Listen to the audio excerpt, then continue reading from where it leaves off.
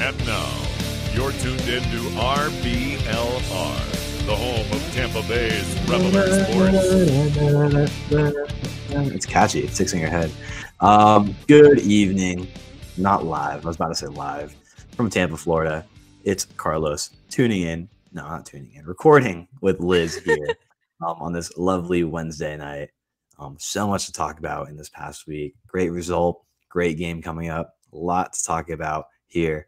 Liz, you are here. James is not here. James is somewhere in the world, not in his room recording this podcast, but none other than you are here to take his place and talk about the Rowdies this week. I'm so excited. Great result to talk about. There's so much happy, good vibes. I feel pretty good about the game coming into this week against our rare opponents. We don't play them much, but when we do, it's a pretty good time. Oakland Roots, we'll talk about them later on. Before we do any of that, Liz, how are you doing? What's going on in your life here in sunny Tampa, Florida? Things are wonderful. We've had like 3 strikers announced for the Tampa Bay Sun in 3 days. So I am like over the moon right now. Life is great. We are going to score so many goals. Awesome. Some big names too, by the way. A couple names. I'm like a lot of fun stuff to tune into, by the way. Here's a quick plug to listen to our Sun podcast. But yeah, like you said, a bunch of great signings coming in, lots of goals. They're gonna be making an appearance this week. I don't know. I don't think it's the players themselves. I don't know who's on the roster. I don't really know what's going on with the soccer tournament stuff. I just know it started today. And it's a really fun time, and you should check it out because it's on all day, all the time. It was like 48 teams. So however many games, they all played twice today. It was fun. Besides the point, we're here to talk about the Rowdies, not the soccer tournament, but that's a good time too. Last week, Liz, the Rowdies went to Sacramento and won 1-0. Sacramento, by the way, fun fact, the last undefeated team in the league before we went and handed them that loss. They went 11 straight games unbeaten, and we gave them their first loss of the year. They called me crazy. But I did say we would win. I said we win 2-0. We won 1-0. So I'm going to get a point in our predictions.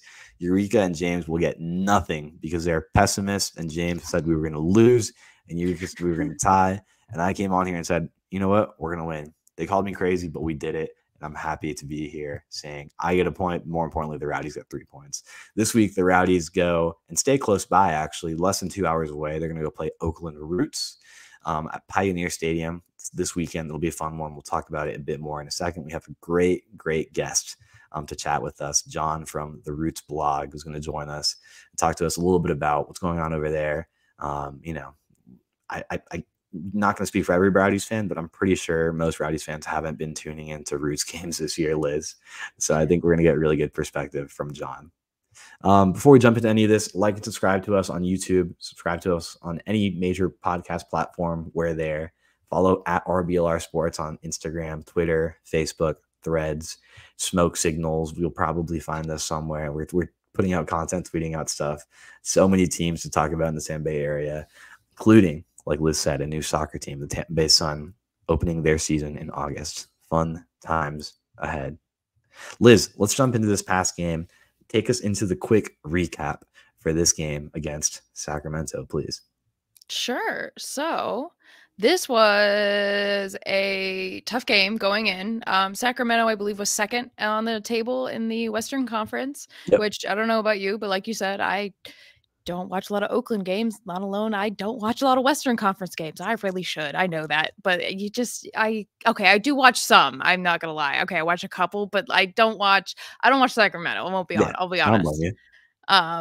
So we had Farr, Guillen, Doherty, Munjoma, Bodley, Hilton, I'm going to say his name right. Crisostomo.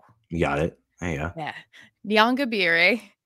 I can say his name real easy. I don't know why Chrysostomos is the hard one. Perez, Jennings, and Charlie Dennis starting. I know he started in a couple of games, but this game, obviously, he really did shine. We did have a very action-packed half. There were a lot of chances from both sides, but we did not get a goal until that 53rd minute.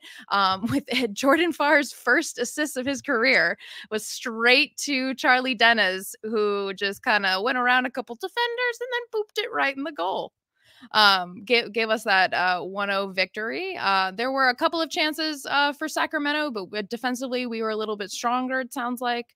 And we closed it out with a 1-0 win.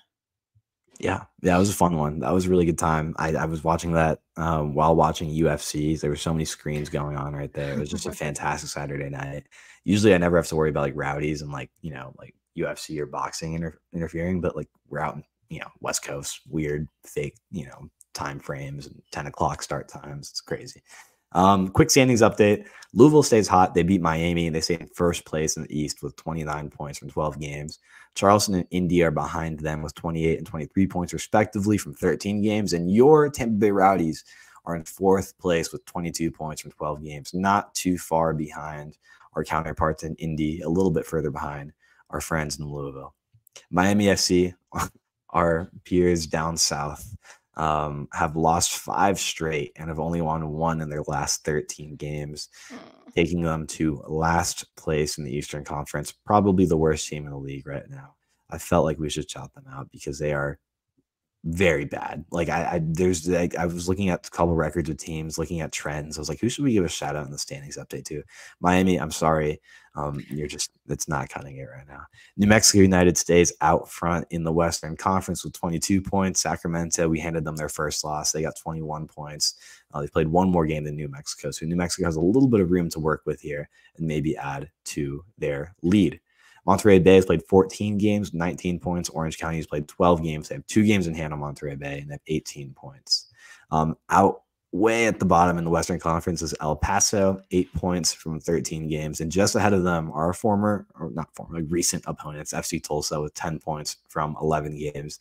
They haven't clicked. I really, really thought, Liz, that was a team that was going to click.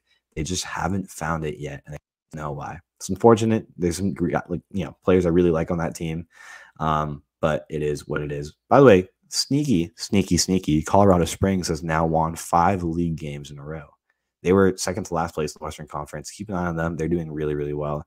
Indy stays incredibly hot, by the way. They're on a 6-game winning streak, 8 games unbeaten. And one more trend I wanted to shout out, Loudoun United is won 3 games in a row now, very randomly, but they're moving up the table slightly in the Eastern Conference. So keep an eye on them too. Okay. Random, winning streak, losing streak trends out of the way, standings update out of the way. Let's talk a bit more about the Sacramento game, Liz. How did you see us looking in that first half? Because there was a ton of chances, like you said, for both teams here. The Rowdies had a pretty good look, plenty of pretty good looks, honestly. Kyle Jennings had some great opportunities. We gave Sacramento some pretty good opportunities off turnovers. Do you think 0-0 was a fair score line going into halftime, or should there have been more goals? Just how do you think we looked in that first half? Offensively, we're always pretty solid. We always have the shots and the shots on target. It's whether or not they actually make it in the goal. But we had the shots. We were doing well. They just weren't quite connecting. Defensively, they kind of had us. They were kind of anticipating fairly well. I don't know. Maybe we sort of broke them down a little bit, and maybe the goal sort of like broke their concentration. That's funny. Couldn't remember. Broke my own concentration thinking about it. Maybe we broke their concentration and then it kind of got in their heads. Maybe, that is something that happens to us fairly often. We get in our own heads. So, wondering if maybe that's kind of what happened before, or sorry, that's what happened after. But before, I think maybe we were just sort of getting warm. Like maybe I don't say we were playing poorly. We just weren't quite there yet. And then something happened maybe at halftime, possibly having to do with my man of the match. But how do you feel about it going into halftime? Yeah, I mean, that first half was fun to watch. I honestly thought Sacramento took the lead in the 7th minute. I'm checking back. I took a couple minutes from the game. Younger he lost the ball in our own half. Phillips from Sacramento picked it up on the left, found Ross for Sacramento wide open in the box. He had a really, really great look, shot it just wide of the post. They absolutely should have been up 1-0 right there. Oh, yeah, that's true. Yes, I did forget about that. And now that I'm remembering, because I watched a recap earlier, that shot was just like inches away from going in. And Farr would not have had that. No defender would have had that. Yeah, and a silly mistake from Yangabire, unfortunately. I feel like he's still kind of trying to find his form on that right side after becoming a regular starter.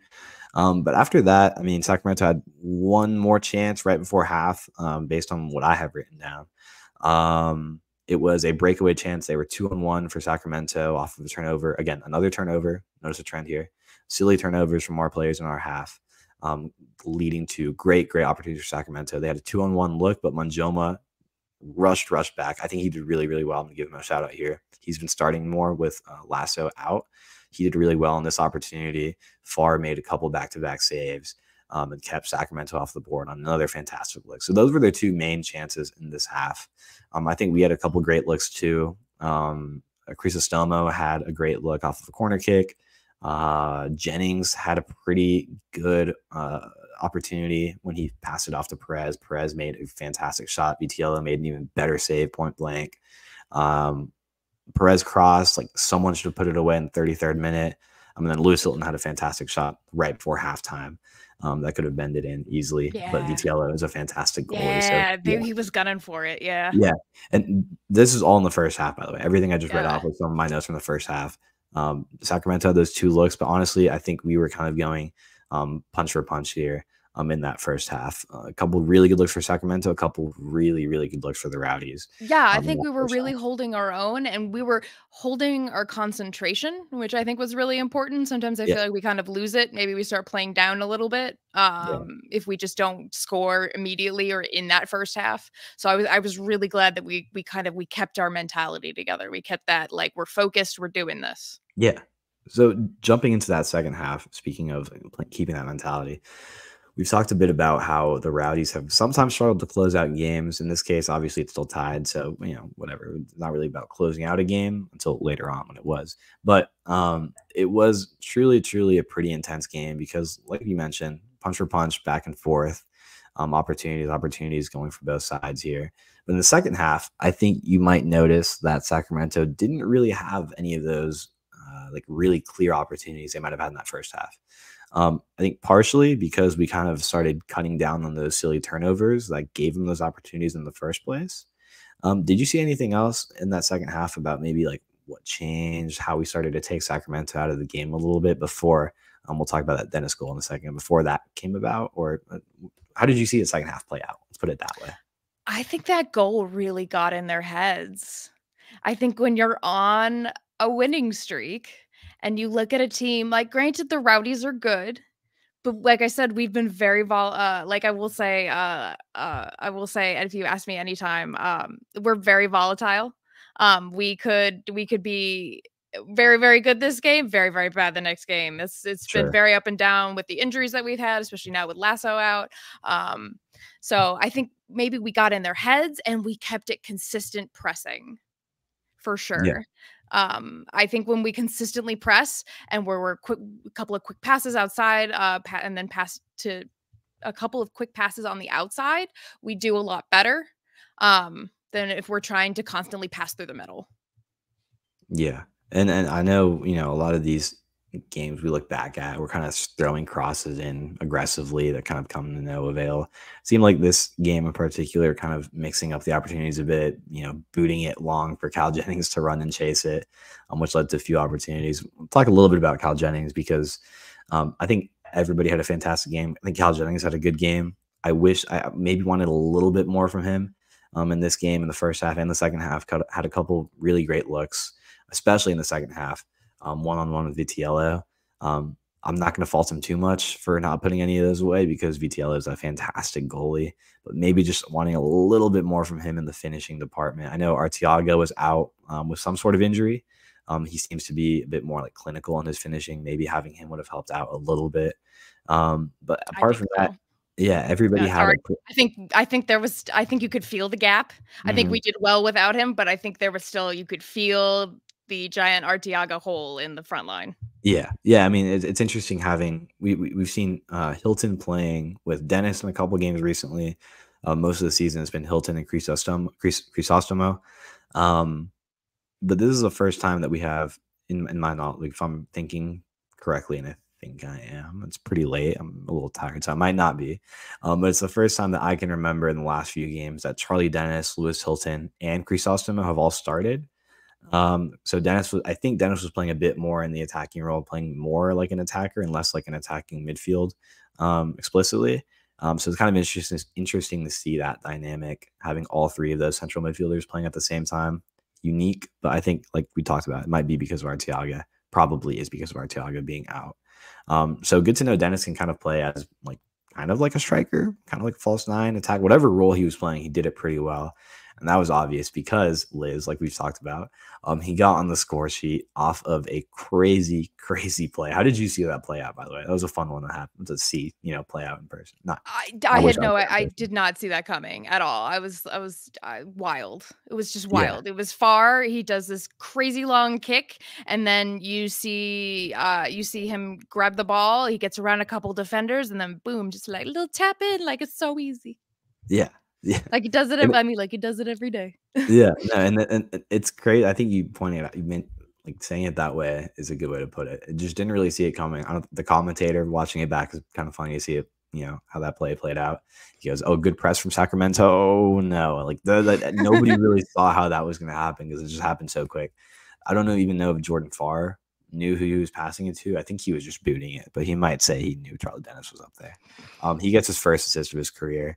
Really, really, really insane play. Charlie Dennis doesn't have to do too much, kind of knocks it with his head by Vitiello. When he comes out, Vitiello put in a really bad position. I won't blame him too much for that. I think Connor Donovan, his center back, left him in a tough spot. There's no reason Charlie Dennis should be just that free, running, on a long ball like that. No reason. Maybe they had their eyes on Cal Jennings. It's kind of the Cal Jennings effect, having him up there. He draws a lot of eyes in those long balls, but no reason somebody like Charlie Dennis should be that open on a play like he that. Is the sleeper though, because he started in a couple of games, but he hasn't really been as effective. I have to say, this is the first game where I feel like he really, really clicked with the team. Yeah, I mean, there was that. I'm trying to remember. I think it was Tulsa. We scored like 4 or 5 goals just a few games ago. It was pretty easy to play well in that game because I felt like everybody was playing well in that game. But yeah, this is the first game. It seems like he single-handedly stands out, makes an impact. Obviously, he's the only goal scorer, so great for him. Good to have him back after the weird injury spell he had going. But yeah, obviously a fantastic asset. Everybody remembers last year when Leo Fernandez was out the whole year, and Charlie Dennis had to be the Leo Fernandez for the year, and I'll say he did a pretty good job on that area. But yeah, that opportunity, that goal, I would say is pretty surprising because there was just a ton of other opportunities. It seemed like one of those opportunities was going to fall. Never in a million years did I think our goal was going to come off a Jordan Farr assist. Liz, what did you think about all those other chances we had in the second half? What did you see us like? I think sometimes we've kind of had a tendency to score a goal, sit back, try and defend for the rest of the game. This is a game where I think it might have been a bit different. I felt like we still had plenty of other opportunities. If you look back like the highlight reel from this game, Sacramento doesn't have a single opportunity in the second half that's worth the highlight reel on USL's YouTube. They didn't really have any opportunities going for them. Rowdies highlights was all there was in the second half, even with our pretty early goal in the second half. So what do you think that was? What did you think about that performance in the second half? Slightly different from what we might be used to from the Rowdies. Yeah, no, I think the goal was really, really good. I think whatever Robbie Nielsen said at halftime really got in their heads, really like they had their heads down. They were, focused. Something just clicked. I couldn't tell you what it was, honestly. Something just clicked. It was that Rowdies touch. Yeah, and I don't know what it was either. Like it just looked like we didn't want to sit back on that 1-0 lead, which is a great idea. We weren't just content with 1-0, even though 1-0 is a perfectly fine scoreline. Yeah, and I think it's interesting because sometimes we've seemed like we're more content with that against bad teams. I think Robbie Nielsen and the team was conscious that Sacramento is a good enough team to pull out a goal at any moment, kind of like that Jordan Farr, assist. Like they could come out and score a goal at any moment. And I think it was understood that we should keep pushing for the goals. And we did. I mean, again, Cal Jennings had plenty of opportunities early on in the half. He had a one-on-one look that was saved by Vitiello. Dennis got that goal in the 53rd minute. Jennings had another great look in the 55th minute. 69th minute, nice, insane Hilton free kick. I have in my notes here, just a wild, wild shot that was saved by VTLO. And again, every no I have here is a Rowdies chance. Chrysostom with a missile from a tight angle off the corner, another Jennings shot that could have gone in against a slightly worse goalie. And even in stoppage time, you're talking about Damian Rivera sprinting down the field when he came on the field. Won a ball, pass it to Yangabire, and Yangabire, if he's there, I don't know, maybe a half second earlier, he gets that ball in the back of the net, but Vitiello comes out and meets him at the ball. So you're talking up and down the lineup, the subs coming in, pressing for goals. Like, it's not at all a team that was sitting back looking to hold on to that 1-0 lead. And I absolutely love that. By the way, speaking of subs, shout out Zach Erbo, made his first appearance of the year. His first appearance since that Birmingham game, I believe, is when he got injured way back at the beginning of last year, like April of last year. So it's been over a year, I'm pretty sure, since he appeared in an official game for the Rowdies. Great to see him coming in the last like couple minutes. He had 100% success rate on the passes, by the way, 2 for 2. So good for him. Okay. But yeah, I mean, Leo Fernandez showed up later in the game as well. I think he served his role pretty well, pressed pretty high, good energy. Damian Rivera, again, like I said, pressed for the ball, almost led to a goal. Like, I was just really, really, really happy, despite only scoring that 1 goal, maybe wanting a little bit more from Cal Jennings. The way I saw it, I was really happy with how that second half went. Not just because we won, Liz, obviously, that's great. But it looked like sometimes Rowdy's tendency to sit back and hold on to a lead and maybe not be able to close out of a game, or like, clearly the guys were tired by the end of the game, but they were able to hold on. And that's not something we could say about every game when we're up 1-0, especially away, especially against a team as good as Sacramento.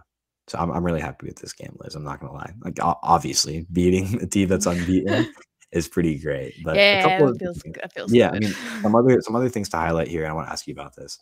Manjoma. Okay, this is a guy that I didn't know what his role was going to be. He came in, was starting in that right wing back spot a lot.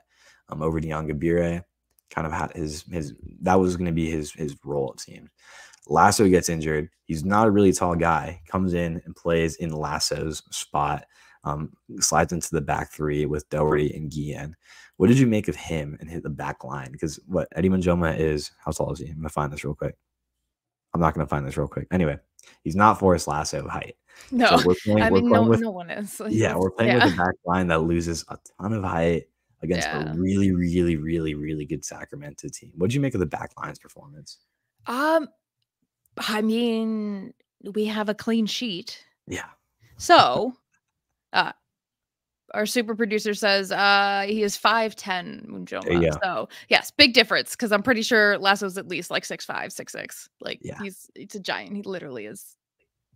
Yeah. I just forgot. Lumberjack.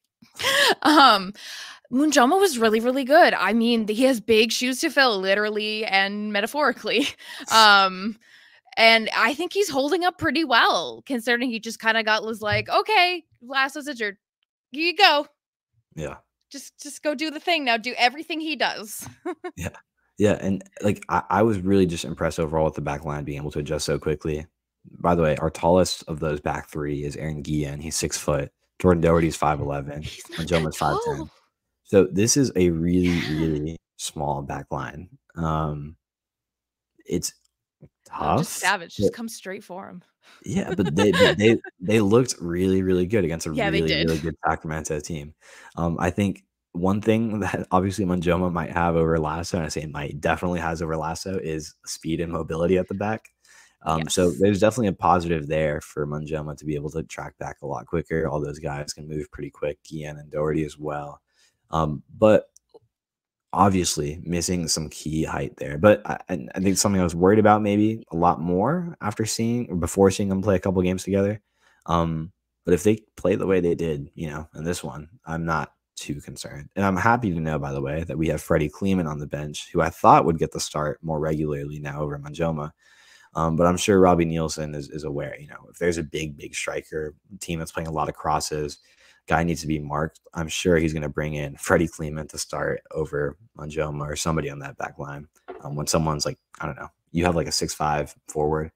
Like I know Dallas, for example, Dallas has a really tall forward whose name I'm blanking on, scores a lot of goals with his head. That would have been a Kleeman moment. He didn't play at all. So no need for Kleeman, but it's good to have Kleeman on the bench.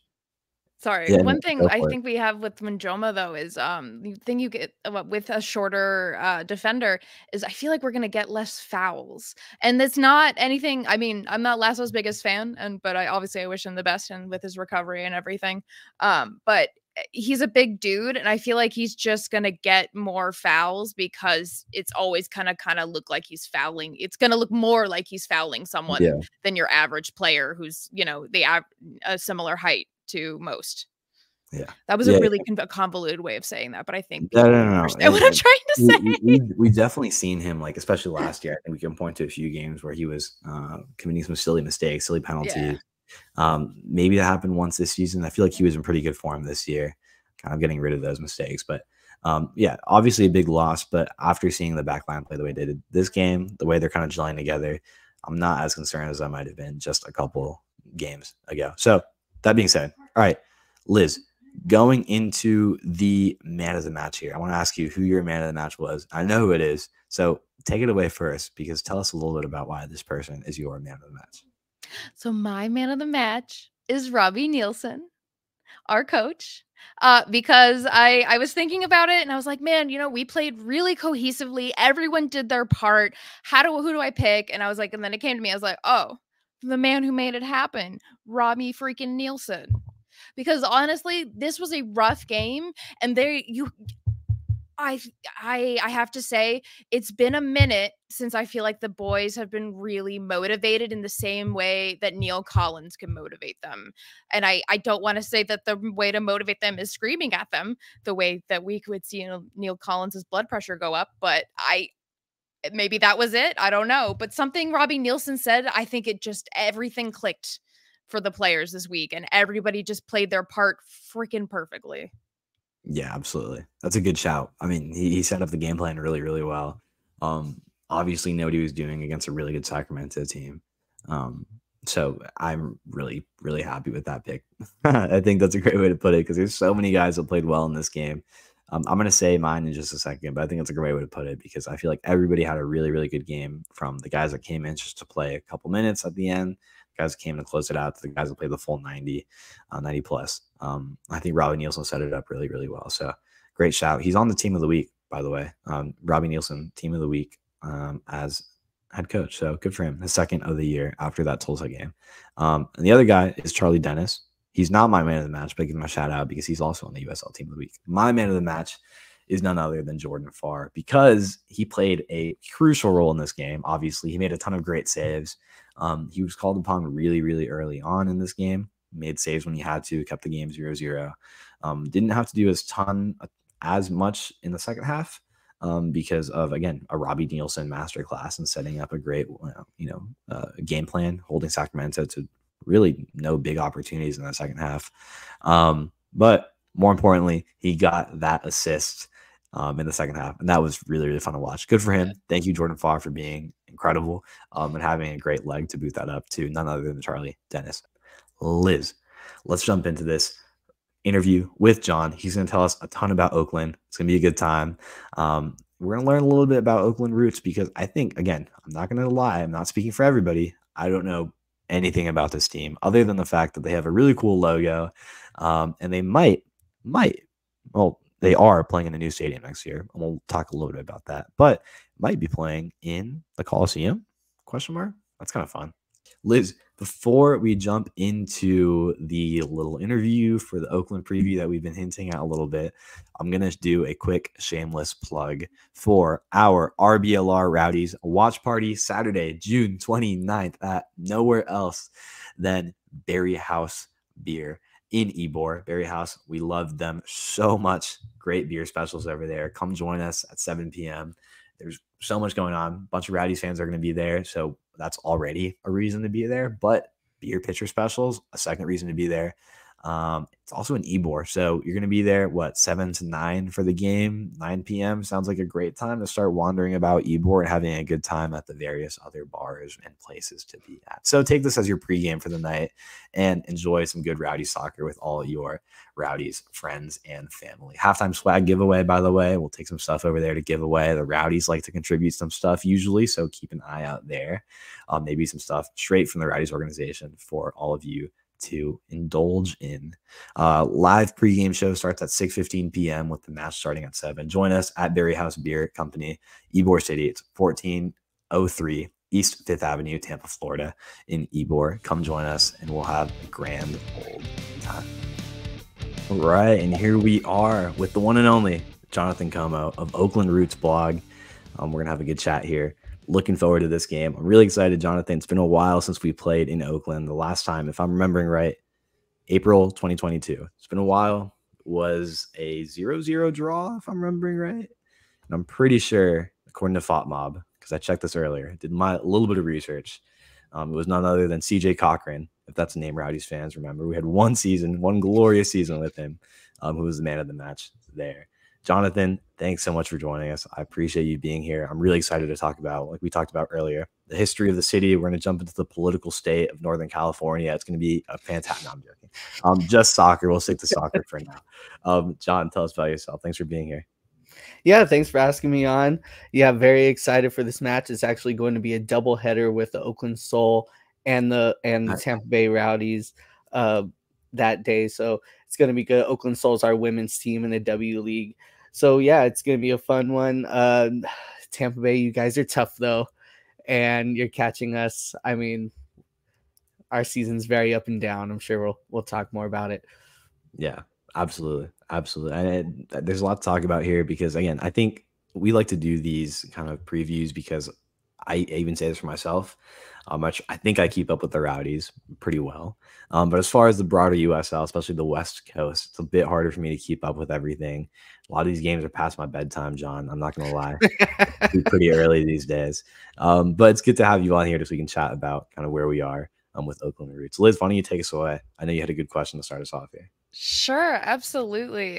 So how does the team feel like vibe-wise compared to last year? So as a comparison, the Rowdies this year feel very volatile. We are like, sometimes I feel like we've had roller coaster seasons. This feels like it's uppy down, up, down, up, down, up, down. And nothing's been consistent in any way, shape, or form. So how do you think the Roots have been doing compared to last year?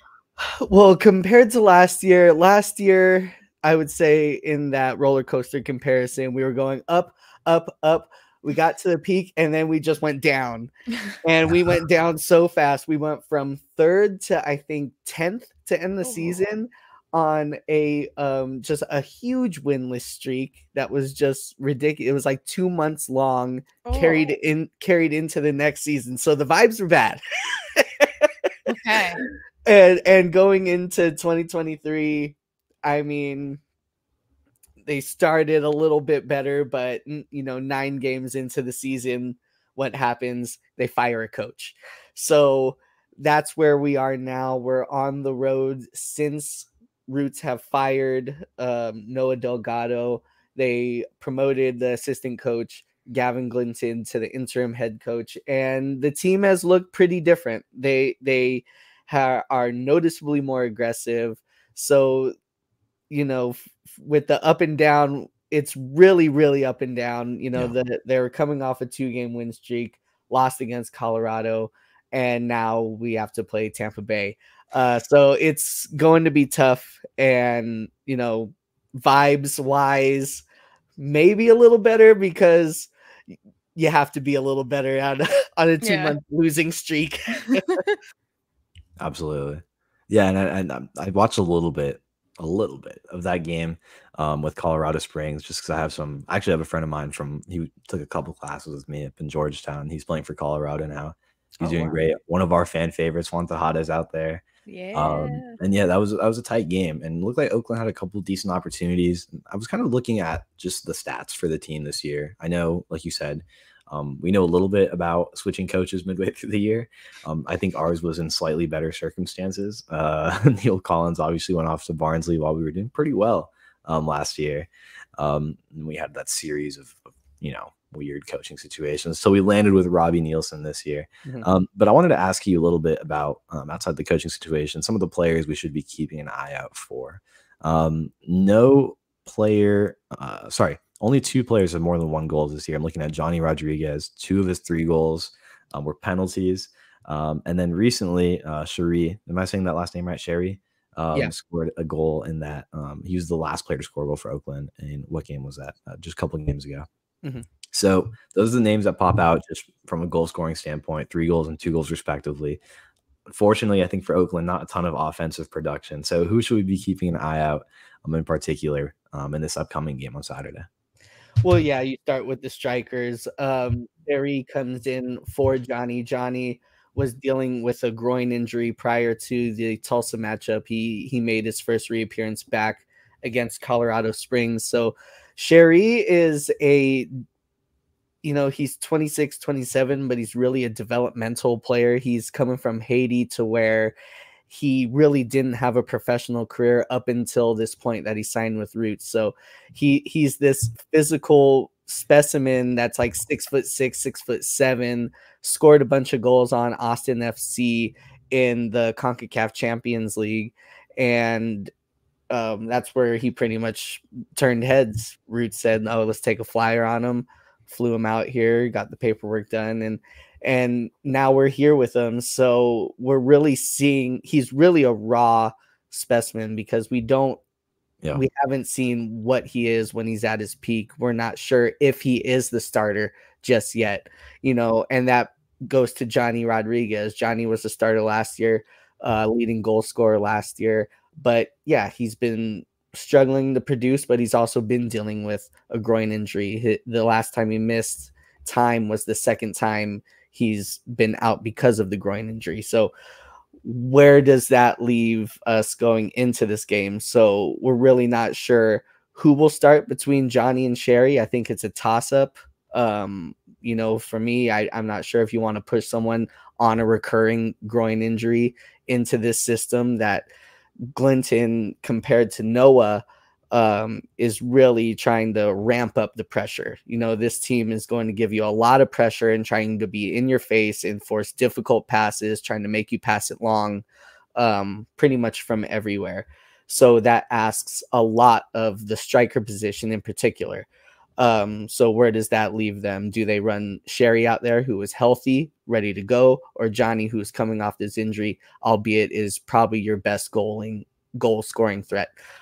So after that, you guys are catching Roots in a bit of a tough spot because we have World Cup qualifiers going on, and that means we're without Brian Tamakis and we're without Jose Donaciano. So our starting right back and our starting central midfielder. So we're the one thing with Roots this whole season, and especially under Glinton, we have not seen a lineup get played twice in a row. And we're going to see that now again. That's one thing I noticed when I was looking through the last few games, looking at the lineup, looking at the strikers. Strikers obviously bouncing back and forth. By the way, it just clicked for me that Sherry was on that team, that Violette, am I pronouncing that right? Violette, that team that knocked off. I don't know why. I think I'm pretty good at looking into players. I don't know why that just clicked. That's crazy, by the way. If anybody doesn't know what we're talking about, that's that Austin FC team that got knocked off by Violette AC in that crazy game. And is it Haitian team, right? The Haitian team, they lost 3-0. Austin lost 3-0 over there in Haiti. That was a crazy game. Cherie scored 2 of those goals. So that's crazy. It makes sense. That's how that he would have popped up in Oakland's radar. But sorry to interrupt you. That was a fun fact. I just totally clicked on my head right now. No, yeah. Lizzie, I know we had a couple of questions about. So it's been a mixed bag in the last few games. You guys had 2 wins in your last 3 after a bit of a winless run. So how the Roots been looking recently? Do you think we're trending up on that roller coaster again? I do think they're trending up just because I know that there are so many changes that Glinton is trying to install in a quick amount of time. So I mean, from that perspective, this last game against Colorado Springs seemed like a bit of a step back. Of course, losing after a 2-game winning streak, of course, it's a step back. But, that connectivity wasn't quite there. They were really just bombing it long, especially in the second half. I think I brought up the stats and Hackshaw, who might slot into the center back role against you guys or in the CM spot. He sent 24 long passes and connected 8 of them. So he's going to be sending a bunch of Yes, exactly. That was my reaction too. Wow. Yeah. Sorry. Yeah. And even the other center back spot, he sent like 12 long passes and connected on 5. So there, if that is a clue, maybe we're going to see more long passing out of this team. I just know the one big difference with Gavin Glinton is he wants this team to press. He wants this team to press on all levels, make things difficult, start counterattacks, but also sustain some possession in the attacking third. So we really are still in those days of figuring out what exactly we're seeing, what it works well. But in comparison to Delgado's time, the big takeaway that all fans had and the big criticism against the coaching staff was the team had absolutely no identity. We didn't know what we were going out there trying to do. Were we a low block, mid block, where we press them high and have possession team? Nobody knew.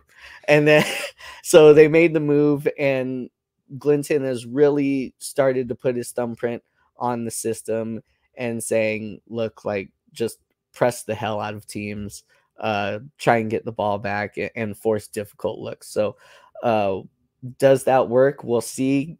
Colorado Springs had quite a day just hitting them on the counterattack. And, when you have a guy like Ronaldo Damas, it's going to be tough to stop him.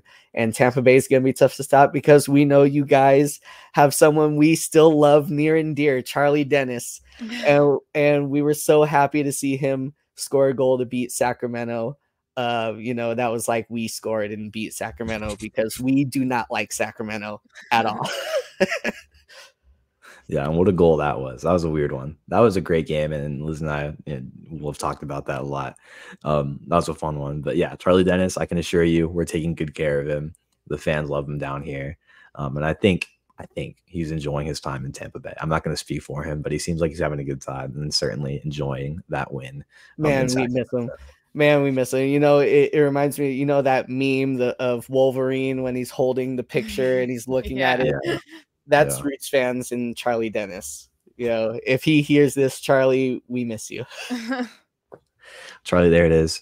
Don't go too crazy on Oakland this weekend. But if you do, I wouldn't mind scoring a few goals. That'd be cool. Okay.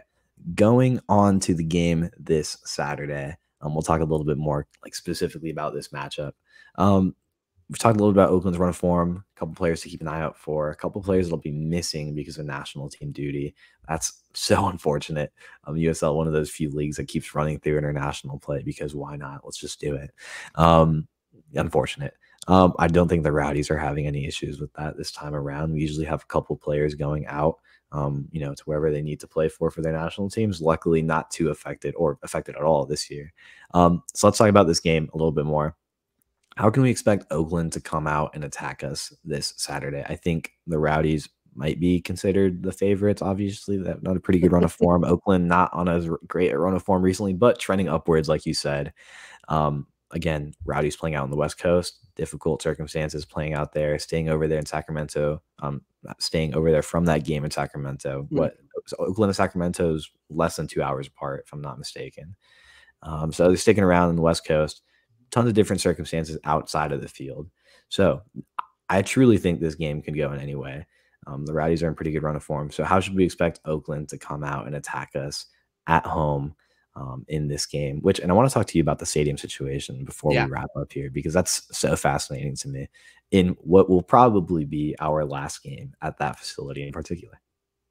Yeah, well, starting off with how Roots might look like, Glinton has said that he wants to run a team that is hard to predict. He has used a bunch of different lineup graphics already. His first game back was a 4-2-3-1. His next game was a 3-4-3. His next game was a 4-4-2 diamond. And then the last few games after that has been back to the 4-2-3-1. So maybe we do that again. I'm going to think that we do something like that again, depending on the personnel available. It might be, something else like the back to the 3-4-3. So I think that you're going to want to continue to develop this system that they're trying to build, no matter who your opponent is.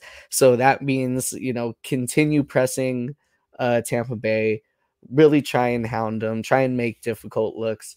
You know, you guys are a tough team and you're catching us at a weird time. So I'm really curious to see how that looks like. How do Roots deploy this system that they're trying to do against Tampa Bay, who is just tough and can beat you in a lot of different ways? So I'm curious to see that. I haven't watched a lot of Tampa Bay to tell you what they do exactly well. Maybe you guys can help me with that, you know, how they're going to try and dictate the game, because I do know that Glinton's very reactive in that regard. Not as much as the last coach. It felt like the last coach was always planning for the opponent, and in that case, you saw some deficiencies in the play and some you know, just not being consistent. So, you know, how they look, I want to see that continued pressure. I want to see how they can generate more chances than this last game, because this last game they finished with like 8 shots in the first half, and then finished with, I think, 13 shots overall, but only a couple of them were on target.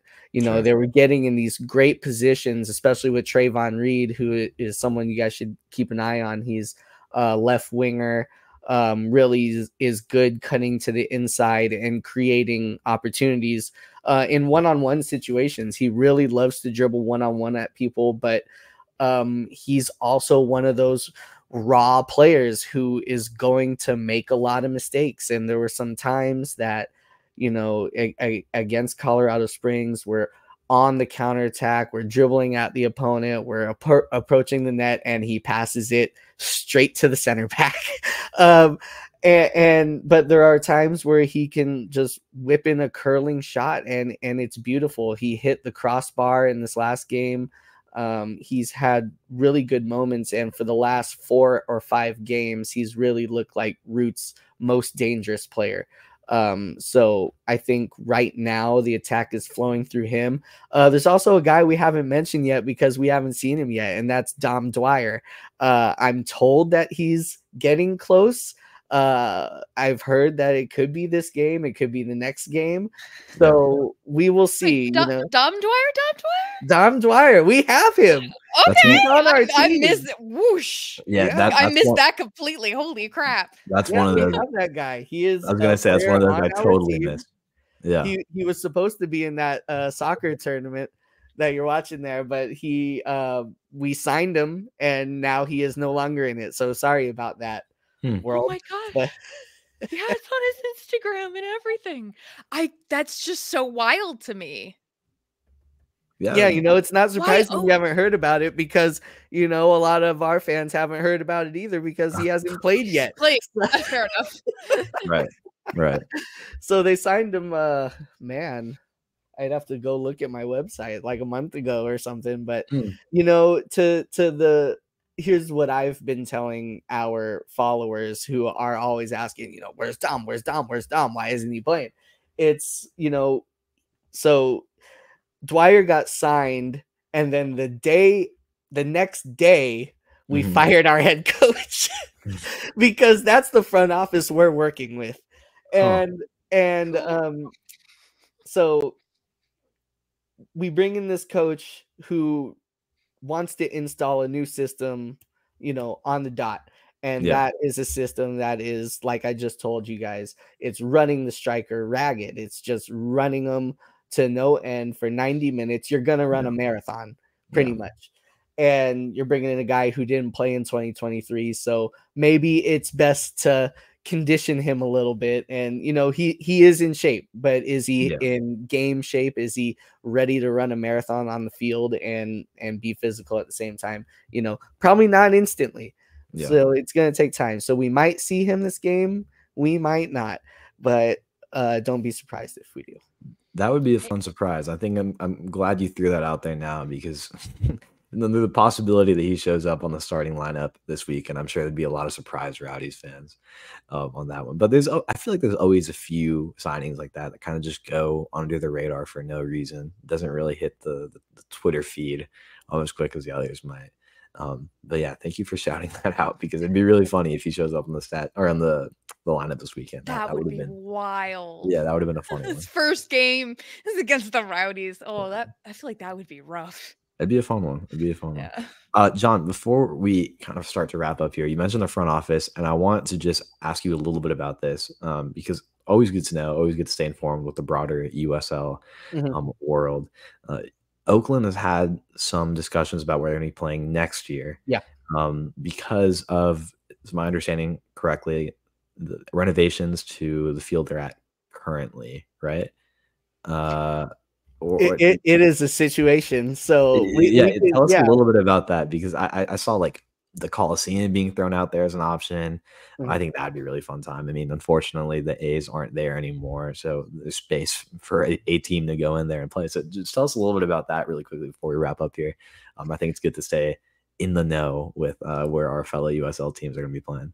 Yeah, it's a fun topic. It's one I've covered pretty closely since Laney College, where Roots started their tenure. So it started at Laney, and the morning before the 2023 home opener, there is a problem with the field because the primary tenant, Laney College, their football team installed a new field, a new turf surface that rendered Roots field incapable of like settling on it. So from the people I've talked to at the club, they said it was like, you know, you were walking on pillows. Like you would throw a ball in the air and the ball wouldn't bounce at all. So this was done by that athletic administration at the college, really without conferring with Roots. They were like, oh, look, it's gonna be fine, we're gonna get it done in time, it'll be good. And it fell apart, and that led them to Hayward, a couple towns over, to Cal State East Bay, where they are currently playing. So they've been playing there. They played there 2023. The school continued.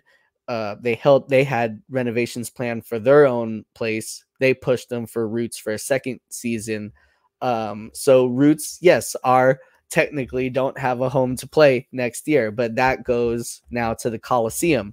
We are set to play at the Coliseum. It hasn't been totally finalized, but it's funny because, you know, the city voted it in that yes, the Roots are going to play. They approved it. Even the mayor went online and posted, yeah, Oakland Roots and Soul will play at the Coliseum in 2025.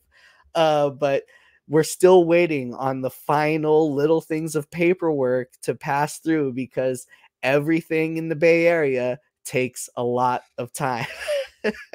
and in particular with the Coliseum, it's split between two ownerships. It's split between the city of Oakland and the county of Alameda. So those two bodies have always kind of not seen eye to eye on what to do, and you know, just making plans. And we're just waiting for those final paperworks and boxes to get ticked and budgets to get approved until it's really a sure thing. But if it was to fall apart now in what would be at the finish line, it would look terrible. It would look terrible for a lot of people who have high positions in the city. I mean, when the mayor herself tweets that it's happening, it's a done deal, the Chronicle reports it's a done deal, which it's not reporting. They just said it was a done deal because pretty much the mayor did. You know, I'm the one that broke the news. Actually, I was watching the thing and they said, oh, it's moving to another date. But, you know, the mayor goes online and says it's done. And then the Chronicle says it's done. And these guys say it's done. And these guys say it's done. And people really nothing can go wrong now. Yeah. People at the club are like, I guess it's done. But it's not done, but it's almost done. So that's where we are. Yeah. Let's cross our fingers there on that one. That'll be an interesting time. Looking very quick research looking back now. San Jose Earthquakes apparently played a season at the Oakland Coliseum. So this will be the first time since then, I guess, that there's regular soccer being played there. So who knows? I have to keep an eye on that. Fingers crossed. Yeah, like you said, kind of towards the finish line now. So it would be a weird situation not knowing where you're going to be playing next season, kind of at this point in the year. Okay, John, thanks just a ton for joining us here. Like I think we got even more than we hope to talk about with the game this weekend. I love talking about the stadium stuff because it's important. We want our teams to be playing somewhere, right? So thanks for informing us there a bit about that. Is there anything you want to shout out? Your blog, podcast, anything you're working on that you want to mention to all the Rowdies fans listening here before we start to wrap things up with you? Yeah, thanks for having me on. It's been a lot of fun. You guys can follow me at Jonathan Como, JONATHAN_COMO. I do a lot of inside reporting on the team, especially in the off season, player news, things like that. And I interview the coaches, sometimes players after the games. I always post a press conference and all that. So follow us, oaklandrootsblog.com. Big help. Awesome. Well, thanks for joining us again. I appreciate you being here. I love everything Oakland does, like the marketing, the colors, the crest. It's so much fun.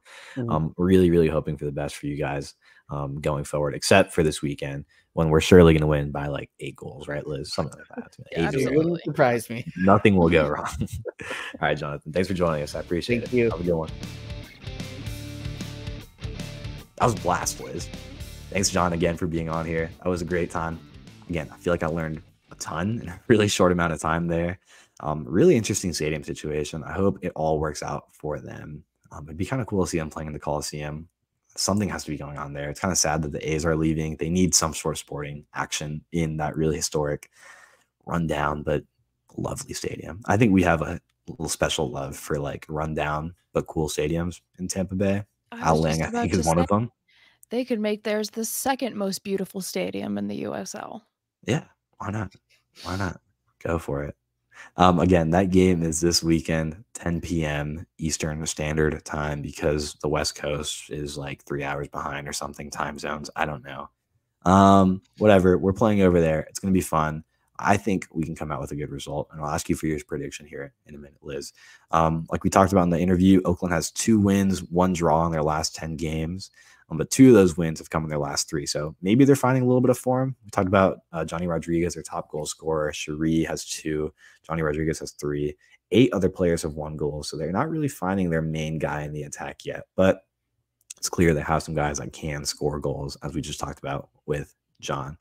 I honestly think we can get a result here. I think this game could go either way because Oakland is a solid team with everything they have going on with, the coaching change, with the stadium situation and the missing players because of the, World Cup qualifiers. It's still a decent team. We're playing the West Coast. It's always hard to play away from home, especially out there out west. I'm boosted in my confidence after beating Sacramento out west.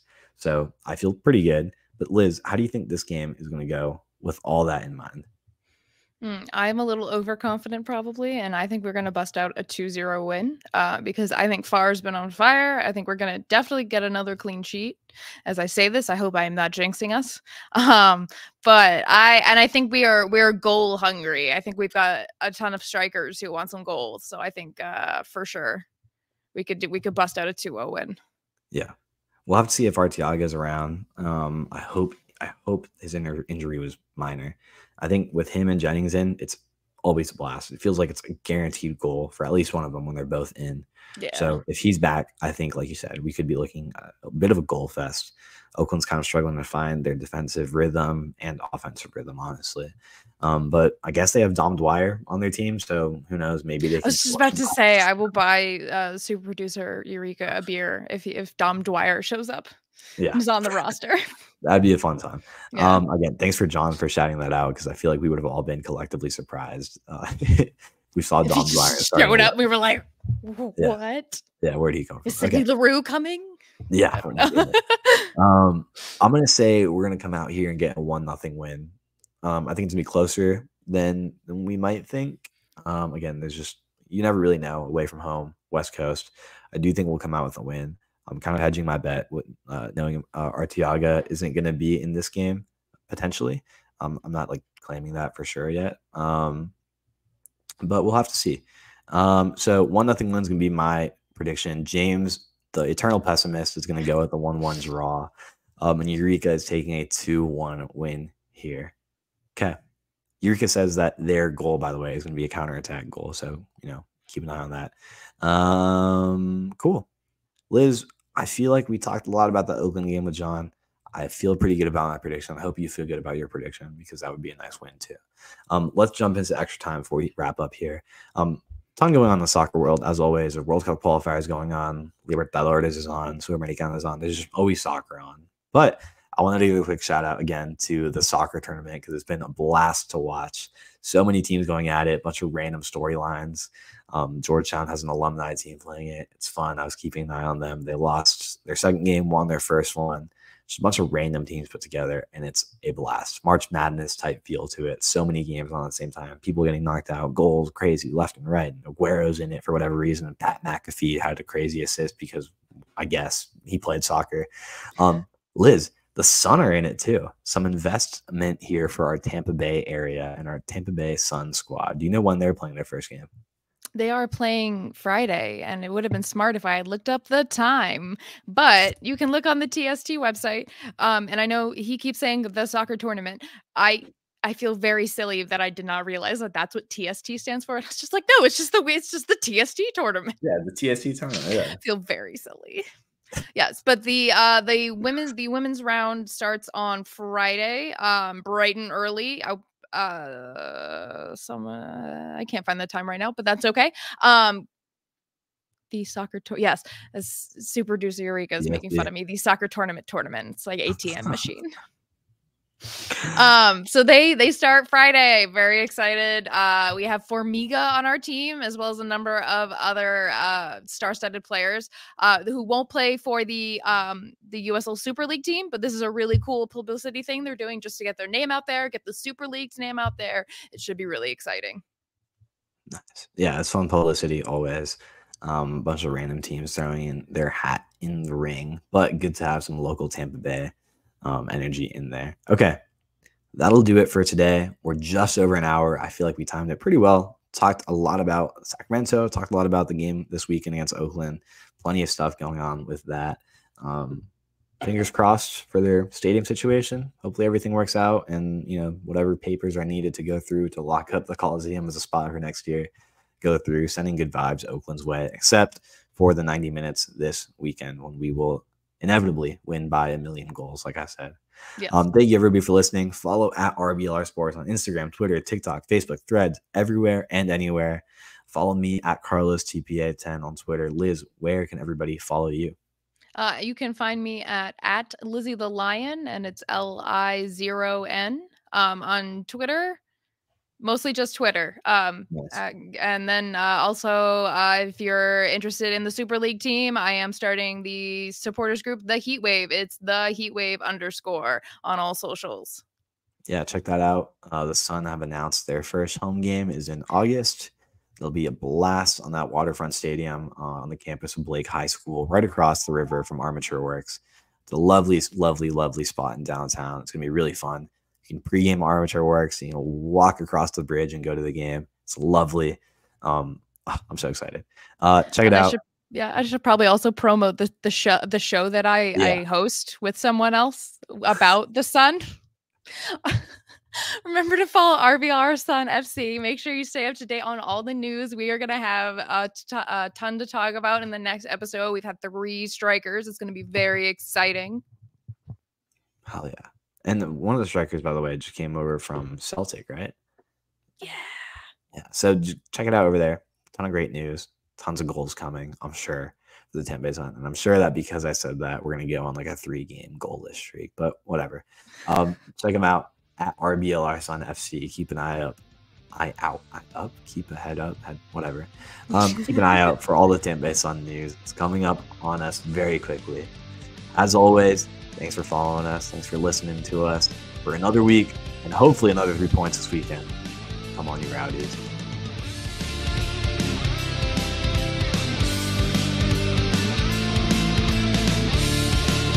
Thank you for tuning into this presentation by RBLR Sports. On your way out of the stadium, please remember to like and subscribe.